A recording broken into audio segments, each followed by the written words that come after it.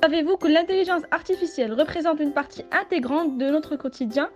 Ça a été prouvé pas mal de fois au niveau d'une panoplie de secteurs, notamment dans le domaine médical. Ce processus avancé a fait ses preuves en représentant une aide précieuse pour l'ensemble du corps médical ainsi que les patients.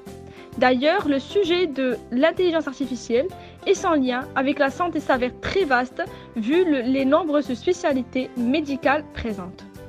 Lorsqu'on mentionne le terme quotidien, on a la plupart du temps tendance à penser à ce qu'on fait de nos journées, tout en négligeant les obstacles que l'on rencontre dans la vie courante.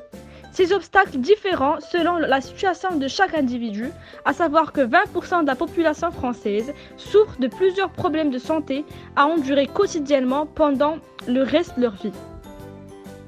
On parle dans ce cas des maladies chroniques qui s'avèrent une résultante alarmante des décès de l'ordre de 60% en France.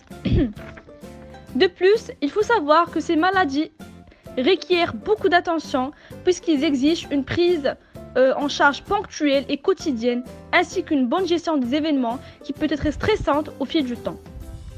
Parlons bien évidemment du diagnostic du diabète qui réclame un contrôle régulier et sans cesse de glycémie indépendamment des imprévus que peut réserver la journée.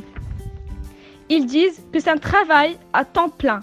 C'est pour cela que le rôle de l'intelligence artificielle reste influent dans les solutions qu'elle propose.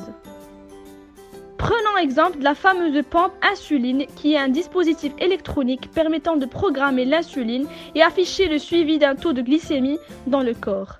Pour appuyer cela, on se base sur l'exemple de Julien qui est diabétique depuis son enfance et qui est passé d'un traitement classique à l'utilisation de la pompe électrique. Salut, je m'appelle Julien. Mon diabète s'est déclaré depuis mon enfance, vers mes 10 ans.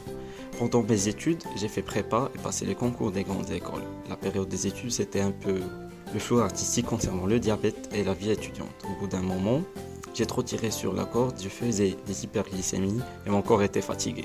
J'ai fini par comprendre qu'il fallait que je prenne soin de mon diabète en priorité. C'est à ce moment-là que je suis passé sous pompe. C'était toute une nouvelle adaptation pour moi.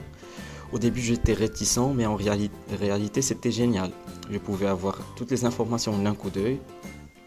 Au début, j'ai été accompagné par une infirmière qui m'a expliqué les étapes, les contrôles, les manipulations pour maîtriser la pompe. En quelques tentatives, on finit vite par oublier les injections vu que ce n'est pas douloureux et surtout on ne le sent plus pendant la journée.